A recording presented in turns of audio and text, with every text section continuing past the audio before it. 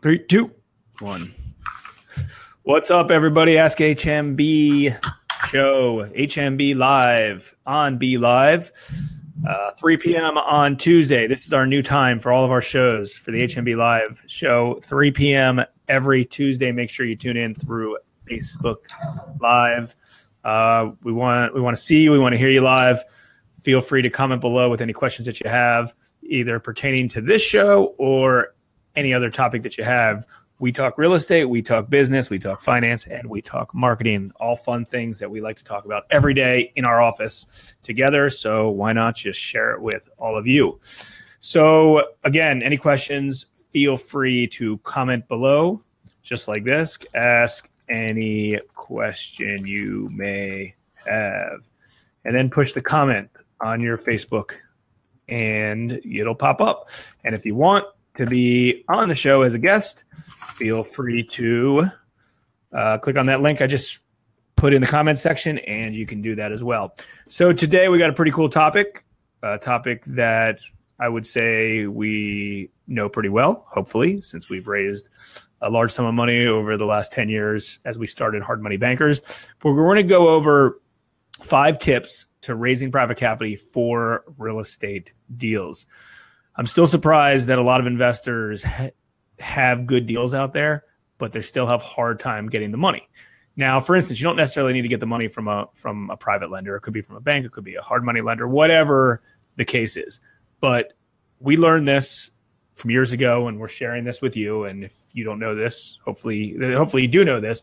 If you have a good deal, they will always get funded. It's that simple. If you're having a hard time getting a deal funded, it's probably because it may not be that good of a deal. So check that. So anyways, one other quick reminder, we're doing our meetup group tomorrow night in Columbia, 6 p.m. tomorrow night. We're talking about raising capital. We're talking about hard money. We're talking about banks. We have professionals in each one of those fields coming in to talk about that. But the topic of this HMB Live today is all about raising capital, all about raising private money. So if you need to raise private capital for a deal that you have in play right now or a deal that you may have in play, tune into this, share this on Facebook with your friends. If you know anyone that needs help raising private capital, share this video. And along the way, comment. Happy to answer any questions. If you know us by now, we're very transparent with everything that we do. Cool. So Chris, let's dive into 5 tips for raising private capital for real estate deals. Let's just start from the top. You want to just Yeah, happy to. This is something I've been handling here at HMB for 10 years now, almost. I know this topic very, very well. And honestly, in my opinion, doing investor relations and raising capital is a great thing to do day to day. I think it can do awesome things for your business. If you do it right, it can be very enjoyable. And if you don't, it can be not so much a fun thing to do day to day. So we're going to give plenty of tips on that, how to do it successfully. But first things first, I would say that people need to determine whether or not they need private money for their real estate business and how they're going to use it. Because like we're talking about tomorrow night, there are a number of different kinds of finance, different ways to fund your deals in the world of real estate. And using private investors may or may not be right for you. Okay, so let's talk about that a little bit. One of the main benefits to using private investors is that it can be super flexible. You can set up the rules in the way that works best for your business. Like if you're thinking about a bank or even a hard money lender, you're going to be playing by their rules. You're going to be operating under the terms they set up. Whereas with a private investor, most of your people are going to be relatively passive and just looking for, some kind of interest rate return. They're not going to come with a whole bunch of structure in how you're going to do it. So it can be very, very flexible in that way. You can control the price a bit more as well. Like you can offer, say, hey, we're paying 8%. Hey, we're paying 10%, 12, whatever it may be. That's up to you. At least it should be. You shouldn't really be directed by what investors are demanding to be paid. You should set that and then go out and get it. Again, different from banks and hard money lenders because they make the terms and you can agree to them or not. And finally, I would also say one great benefit to private investors is that they're less influenced by what's going on in market conditions. Banks are big time influenced by markets and what's going on. Whether or not you can get a loan from them is going to change year to year. Private money lender, or I should say hard money lenders, their terms are going to change based on what's going on in the market and whatever else. Again, you're going to have more stability, less volatility if you control the capital source, which you can definitely do with private investors. That's one of the great things about it. Yeah, let's define a little bit, making sure it's crystal clear what your business model is too, though, when you're out there raising capital. The last thing you want to do is jump in there and be like, well, I'm going to use your money to flip properties, and then I may do some rentals, or, hey, all of a sudden I'm going to lend it out, or I'm going to do this, I'm going to do that. I mean, you need to be the expert in this, but you need to, you can't be a scatterbrain. There's a lot of risks on taking on private capital. I mean, obviously we're going to go through the majority of the rewards today, but just think about that. Like, you need to sleep at night knowing that you're doing the right thing and the right uses with this capital. Yeah, and I have a story about that. And you and I have talked about this in the past, but not recently. There's a guy who we know who was trying to raise capital. We saw him at a couple industry conferences, like private money conferences. And mind you, this guy is a doctor. He's a former medical doctor. He's very smart. He has his stuff together in many ways. But one thing that he does not have, and he said this to me at the conference when we both spoke on a panel a few years back, and he was like, yeah, I don't know how you guys are able to raise this much capital. I don't know how, no, here, what he said was, I don't know how you're getting capital investors to say yes to you, how to get that money to move from their bank account to yours, how to get them to agree to deal number one. And the reason why, he was presenting them with all kinds of different options of here's what we're doing.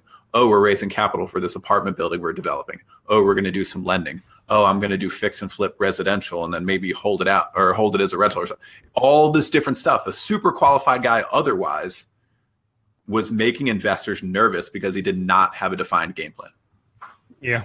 Yeah, no, it's interesting. And I think a lot of people think that, and I don't want to kind of jump through, but I think a lot of people pick investors based on dollars and cents of, hey, well, I'm giving them this percentage of a return, so I can do whatever I want with it. That's not necessarily the case. You can only technically you may be able to do whatever you want with it. But that being said, it's, if someone's trusting you with their money, it's got to be directed and put into exactly what you claim you're putting that into. And if you're a scatterbrain and you're not 100% sure your model, from A to Z, don't even start. There's just no point. Like, you need to know exactly what that money is going for. And even if you have some funky real estate strategy that you're using it for, that's okay. But just make sure you know it front and back and you define it clearly so they know where they're putting their money when they invest in you. Because let's be honest, private capital investors, they're trusting you. There's security instruments and collateral instruments and things like that to protect it, but they're trusting you with their money. So it's got to be done the right way and it's got to be put into the right thing. Cool. So let's talk a little bit about the presentation and the presentation of, I got a deal or I'm looking to raise capital and I want to put something in front of a private investor that I may or may not know. Like, what type of material would you give them? Yeah, so a couple things there and another quick story. So we were in our old office, our old Hard Money Bankers office before we moved to this one in Columbia. And a guy came in, he wanted to do some co-lending in essence. Like he had some lending opportunities, or so he said, and he wanted to put some money with our money and lend it out to people. So when he came to the office, he had all the wrong stuff going on. This is a tale of what not to do. The executive summary and some of the things that he had on paper were very unprofessional. Lots of typos, a lot of the language didn't make sense. Just following the flow of the document didn't make sense.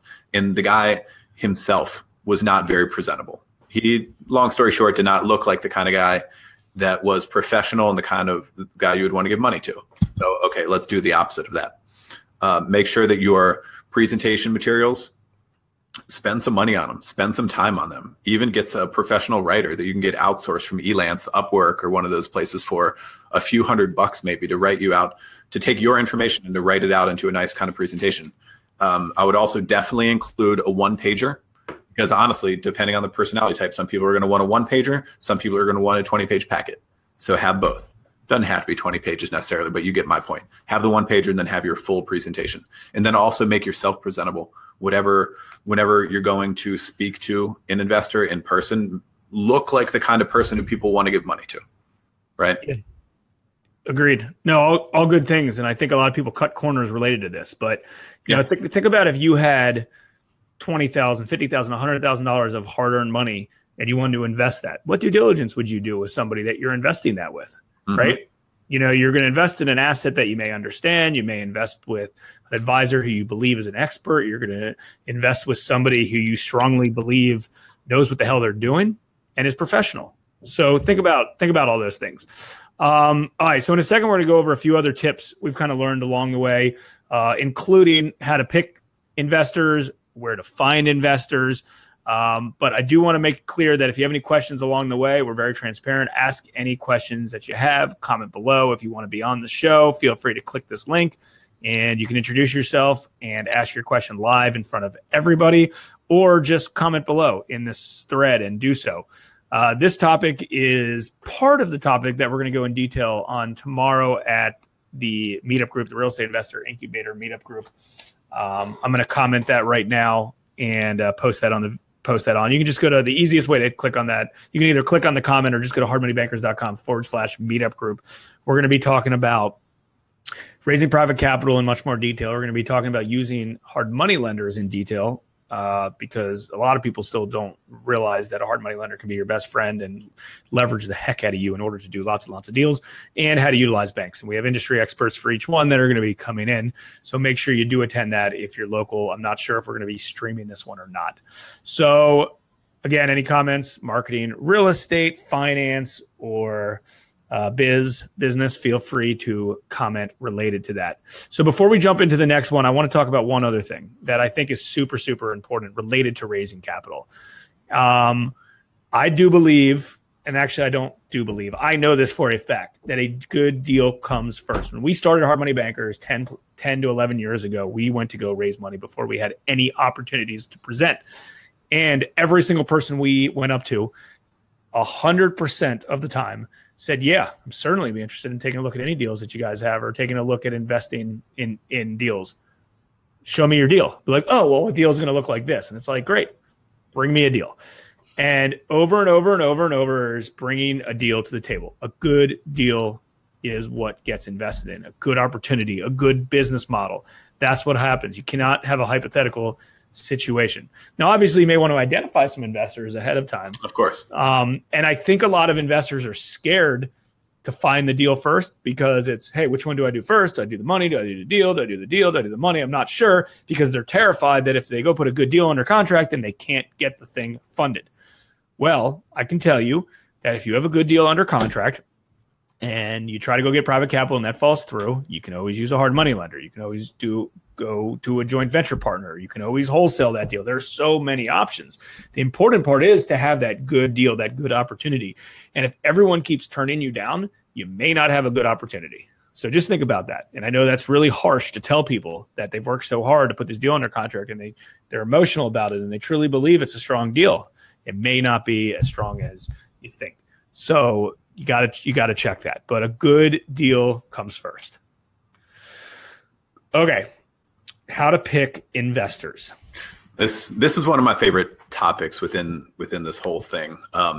Mind you, it's because a good portion of my day is spent on investor relations, working with the people who fund our loan portfolio, people we've worked with for years and years. And over that time, I've seen the people that you definitely want to work with and are an absolute pleasure to be partnered with, and the opposite too, the people who you want to stay away from. So first things first, you have to underwrite a potential capital investor just like you would a deal, just like you would a business partner, because let's be honest, they are a partner of yours. I mean, you might not own a company together, but you're still partnered on deals, hopefully for a long time. People make the mistake of saying, oh, hey, this guy's got money, he's willing to give it to us for 10%. That must be good, right? And that is absolutely not the case. I can tell you from years of experience, the price is only one factor out of many, okay? So underwriting potential investors is something you need to be aware of. And that's hard for people to do when it's, you're getting your first 100, 200, 500,000, whatever it may be. People are just going to take the first opportunity that comes. The first person who says yes, they're going to jump on it. And that could be a mistake. So one great way to underwrite potential funding partners, investors with you, is to learn the DISC personality profile, DISC. If you're not familiar with it, Google it. If you really want to know it better, take a test, a DISC personality profile test, which you can do by Googling Tony Robbins DISC, DISC. He has a free one on his website. It's a good one that we use in-house. Now, there's a couple, I'm not going to spend too much time on it because this could be a whole presentation in itself, but out of the 4, there are 2 personality types that I like to target for capital investors and 2 that I like to stay away from. The 2 that I like to target are Ds and S's. The D is your standard dominant, usually business person, successful, could be a man or a woman for sure. All of them could, all the personality types could. They typically, have had some success in whatever it is they do, meaning they've also accumulated some money. They have capital to invest. This personality type also makes quick decisions. They understand things intuitively. They're not going to kill you with details. They want the broad strokes and the important stuff, and they'll say yes or no very quickly. And after they fund something, they're not going to bother you all the time about what's up. And again, that's going back to some of the business model and setting expectations when people will or won't get information from you on a deal. But that's something else we can dive into tomorrow night at the meetup group. So D's is going to make up a lot of your investor capital for sure, as they do ours. Another good one is S. S is going to be like a lot of family members, maybe an older relative, something like that. Older folks who might be have some capital to invest, but they're not going to be too active in it. They probably weren't high-level business people to begin with, because that personality type often is not. But they just want you to do right by them and to put their money into a good place. There's a high trust relationship that you have with an S personality type, and then they're going to totally leave you alone and let you do your thing. But you have to take care of them, do right by them. Absolutely. They're too passive. You got to make sure that whatever's happening with their money, and like we use the term, our own grandmother's money, you have to treat it like that, like it's your own funds, your grandmother's funds, something that you would absolutely, absolutely not want to lose a dollar of. And that's how you should approach an S. And then the I and the C, I typically stay away from. I's are big talkers, are big salespeople, oftentimes don't have a whole lot of investable capital. And C's are your super analytical types, often engineers, college professors, accountants sometimes. And they're going to kill you with details that make you want to stay away from them. They're going to take up too much of your time. They're going to give you too many headaches. And they're not great capital investors in my experience. And over the years, we've let a few of them go. We've let some of those people go just because it's not worth all the aggravation of dealing with the C. C's are great. Don't get me wrong. They're very, very good at what they do. And they often do have investable capital because they're good with their money. But at the same time, they're going to drag you down a little bit. So I would give a little word of caution about C personality types when it comes to investors. Yeah, all good points. And like you said, even though they may not have an equity position in some of these properties, they are business partners to you in one way or the other. And you got to treat their money like it's your own, anyone's money like it's your own. And taking on the wrong partner, no matter what they're doing, they don't have to be like a managing partner with you. They can just be a money partner of you. You have to find the right partner or they'll hurt you. And again, the thing with going back to C's is, some type of asset class, some type of investments to raise money from may work out great. Maybe it's something that you need their expertise to help analyze something. But if you're looking to pay a passive return because you're the expert, you should be the expert in this, they may want to micromanage you. And taking on that wrong partner could be detrimental. I mean, think about this. Everyone jumps into, hey, I need this money. I need to close on this deal. I need $100,000. And the first person that puts up $100,000, you're like, yeah, this is great. Well, to be honest with you, it may have been better to pass on that deal and not do that deal than bring on the wrong capital partner. And, here are some real nightmares that could happen. What happens if every day that investor reached out, he says, hey, how's my investment doing? Or how's the construction going? Or how's this going? Oh, what did you do here? What did you do here? Like, do you want a boss to look up to every day to answer questions to? Now, don't get me wrong. There's a difference between somebody being concerned about their money and somebody, trying to get updates. We give updates all the time to our clients. but I can't have somebody micromanage the project and question every decision I have. And then what happens if someone's halfway through a project and they say, oh, you know what? I need my money back. And then you can't get it out of the project. So just, you got to think through these things. You can't just jump to the first person that says, hey, I got money. Can you give me some? You have to underwrite investors just like you underwrite deals. Think about that. You have to underwrite investors exactly. You have to underwrite deals to make sure it's a good investment for you and a good investment partner for you. Those are very, very, very important things to do. And, we've learned that along the way, and hopefully you can learn some of that stuff from us as well. And keep in mind, as we go through this, we are not soliciting capital. We are very well funded, and we have been for a long time. But I do, the point of this is educational purposes, just to give you some tips. And one of the things that we're going to be talking about at the meetup tomorrow is raising private capital, using money from hard money lenders, and using banks. And every big investor out there, real estate investor out there, I promise you, have used all three of those different capital sources, because every capital source is important depending on where you're at in your business and the type of transaction that you have. So here's a link to the meetup group. If anyone wants to come tomorrow night, we'll have usually what happens is we have about 200 people that register and about 150 or so that show up. We have room for just at 150. So if you are planning to come, please make sure to RSVP. It's important. It's free to attend. We don't sell anything. Nobody there is going to be selling you or pitching or doing any of that. It's just local live investors, real investors doing deals. Okay. Any questions, comments along the way? Feel free to comment. We got one more good bullet point, one more tip that we feel is very, very important in raising private capital. So let's jump into where to find investors. Yeah, that's always people's number one question. And once you get into it, you'll find that some of the other things that we've been talking about are more of a challenge than where to find them.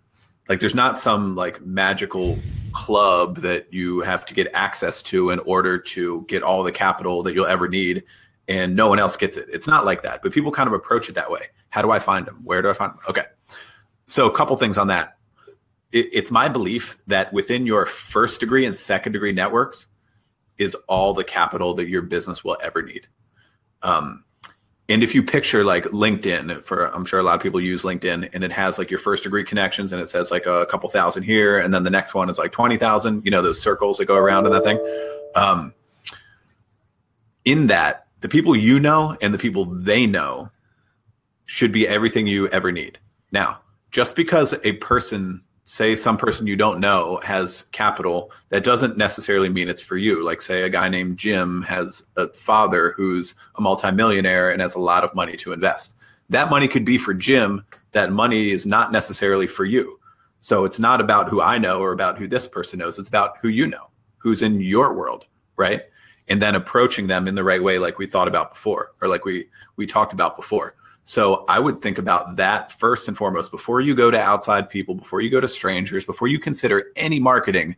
Really work your way through your first and second degree networks. Yeah, that's a good point real quick too, because I know a lot of people they're like, hey, you guys are very well capitalized already. Can you give me some investors? It's like, no, I'm not going to give you some investors. But if I did give you investors, what makes you think they're going to invest with you? And what makes me think that your investors are going to invest with me? Right? It doesn't work like that. You're raising capital because the person trusts you, the person, believes that you're an expert, you're going to do good by them. They're investing in you just as much as they are in the asset or the collateral piece or the instrument that they're investing in. So you need to think about that. And don't get me wrong, if there's a local private investor, hey, maybe they will invest in this. And you know what? Anyone out there who is a private capital investor, you're investing in the person that's deploying that capital just as much as you're investing in the collateral itself. Think about that. Anyone out there, and you know what? I would probably say that there's more capital investors out here that are silly than not, especially in a time and place right now where, we're in a hot real estate market and there's, high interest rate returns to be had. If you're, for instance, if you're a private investor, and we can flip the switch on this, if you're a private investor and someone's spitting out, hey, I'll give you 16% on your money. Hey, be cautious on that. Great. What does it matter what interest rate you get if you never get your darn money back? It doesn't matter. If you invest in a bad deal, you might as well have just left it in whatever, some low rate mutual fund or whatever the case whatever it was in before, if you're going to lose all of it anyways to a silly investor. So everyone has to underwrite each other. Investors have to underwrite deals. Somebody raising capital has to underwrite the investor. These are all important things. Yeah, absolutely. I mean, people skip over that so much, it's amazing. And granted, I have a different perspective because I've been doing investor relations for a decade. So I understand the fact that people don't have that perspective. And that's why we want to give as much information and value as possible.